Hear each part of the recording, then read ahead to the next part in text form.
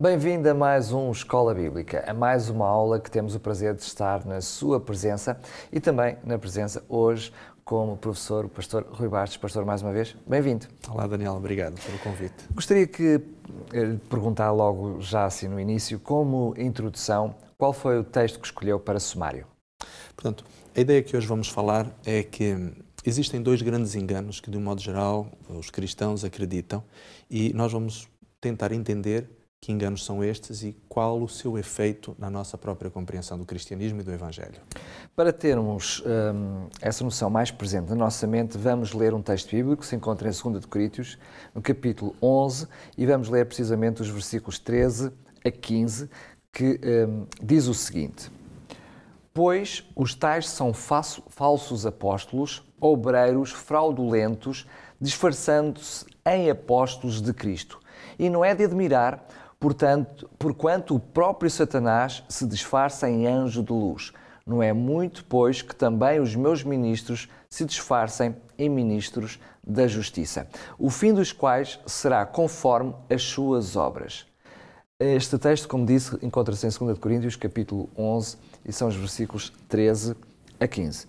Encontramos aqui neste texto muito engano, enganadores, enfim, é um texto muito completo, mas o pastor, na sua introdução, disse que nos iria falar de uma forma mais concreta de dois grandes enganos. Eu sei que haverá muitos, mas escolheu esses dois. Quais são esses dois em concreto? Na realidade, a grande maioria dos cristãos acredita basicamente em que o homem é possuidor de uma alma imortal. Ou seja, a imortalidade da alma. Exatamente. Portanto, quando a pessoa morre, acreditam muitos que este ser tem uma entidade imortal, que é a sua alma, e que vai para o céu, ou poderá ir para o inferno, ou para o purgatório, enfim, que ela continua a existir mesmo depois da morte do ser humano. E a segunda ideia que tem, portanto, permeado o pensamento do cristianismo de um modo geral, é um falso dia de adoração. A Bíblia fala-nos de que o dia em que Jesus adorou e que os apóstolos adoraram ao Senhor era o sábado, de acordo com o mandamento bíblico, o quarto mandamento entre os 10 mandamentos da Bíblia. Cada uma destas ideias, ela tem implicações espirituais muito sérias.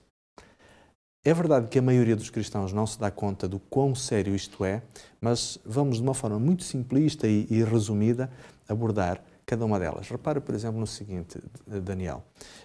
Nós tivemos a oportunidade de algumas aulas atrás, algumas semanas atrás, de falar de textos como de Eclesiastes, no capítulo 9, onde Salomão, nos versos 5 e 6, diz claramente que os vivos sabem que hão de morrer, mas os mortos não sabem coisa nenhuma.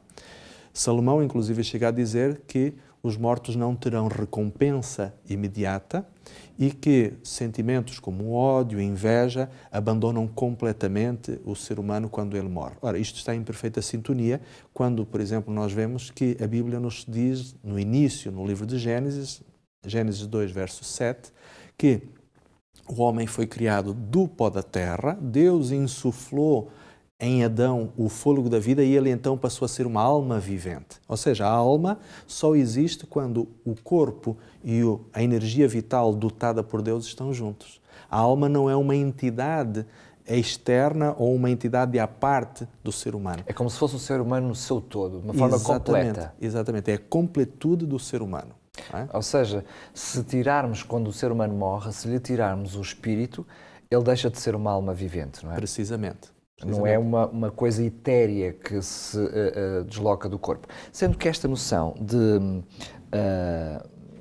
mortalidade da alma ou imortalidade da alma leva a muitas outras doutrinas depois consequentes a estas, como a questão do espiritismo, entre muitas outras coisas.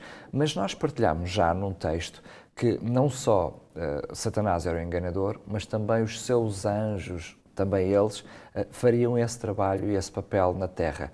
A questão é que filosofias que se foram entrando no cristianismo, na sua gênese, que levaram a esta ideia da mortalidade da alma, leva muitas vezes a olharmos para aquilo que é o trabalho dos anjos de Satanás aqui na Terra, do seu trabalho enganador. Muitas vezes culpamos almas que andam por aí a fazer esse trabalho, não é? Exatamente. E sabes, Daniel, esta é uma ideia que nós vamos desenvolver numa próxima aula, mas a realidade é esta, é que há uma intenção muito clara, uma estratégia muito definida da parte de Satanás em promover a ideia de uma alma imortal. É porque, na sua essência, quando nós acreditamos que o ser humano tem uma alma imortal, Jesus é retirado do seu papel de Salvador e de Redentor da humanidade. Esta é inequivocamente a grande ideia. Porque se o ser humano é imortal, por que precisa de um Salvador? Jesus veio morrer por nós, porquê? Se somos imortais. Não é? E depois a seguir traz outras teorias que têm que surgir obrigatoriamente. Então, se eu não for salvo, o que é que acontece com essa alma? E surge depois a teorias e noções de inferno que vêm a tentar resolver uma questão que ficava sem resposta, não é? Porque se não vamos para o céu, se a alma não morre, tem que ir para algum sítio e tem que se manter lá, não é? Exatamente. Agora, a outra ideia e o outro grande engano que Satanás tem usado para, de alguma forma, envolver muito do mundo cristão é o falso dia de adoração ou um dia alternativo para a adoração. O sábado não é apenas um preciosismo ou um capricho da parte de Deus. O sábado tem todo um enquadramento. E quando nós retiramos o sábado, isto abre-se o caminho para um falso sistema de adoração. Nós vamos estudar isto mais adiante e esta é, na realidade, a grande estratégia de Satanás. Através da crença na imortalidade da alma, Jesus Cristo é retirado do seu papel de Salvador e o falso dia de adoração abre caminho para um igualmente falso sistema de adoração a Deus. Mas normalmente acontece isso, não é? Ou seja, é a estratégia de Satanás desde o início. Deus diz uma coisa e Satanás diz não é bem assim. Exatamente. E a questão do dia da guarda, do dia do domingo ou do sábado, teve também não só uma contradição com Deus, mas uma oposição a Deus, porque é oposição à sua própria lei, à sua lei moral, não é? Exatamente. Portanto, a lei, nós sabemos que ela é imutável. Deus não altera a sua lei por motivo nenhum, não é? Nós tivemos a oportunidade de estudar este assunto há algumas semanas atrás, quando vimos a questão de como os discípulos e como Jesus lidaram, sobretudo, com o quarto mandamento. Mas para entendermos aqui, existe claramente uma intencionalidade do inimigo de Deus de se contrapor com ideias que são enganosas e que são erros graves. Afastando-se da verdade, afasta os seres humanos também do próprio Deus.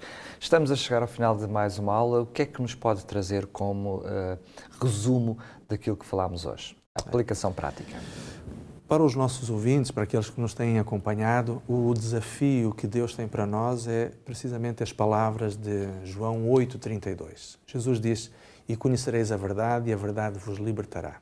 É possível que alguns dos nossos irmãos cristãos, evangélicos ou membros de outros movimentos religiosos estejam a ouvir com alguma perplexidade as ideias que o Daniel e eu aqui apresentamos. Acreditem, são ideias bíblicas e não temos como apresentá-las de forma diferente, porque isto seria um erro e uma falsidade em relação àquilo que a revelação bíblica nos apresenta.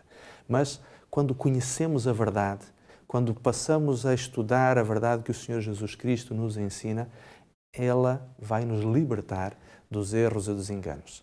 Satanás é astuto demais para criar inúmeras facetas da mentira, mas para encontrarmos no meio de tudo isto, de todo este engano, a nossa forma de libertação é conhecermos efetivamente a verdade e ela nos libertará. Depois de falarmos de dois grandes enganos, amanhã teremos a oportunidade de falar num deles de uma forma mais particular, precisamente sobre as questões da alma, a sua mortalidade ou imortalidade. Não perca então o programa de amanhã. Despeço-me com alegria, na esperança de que, se for vontade de Deus, estaremos juntos novamente.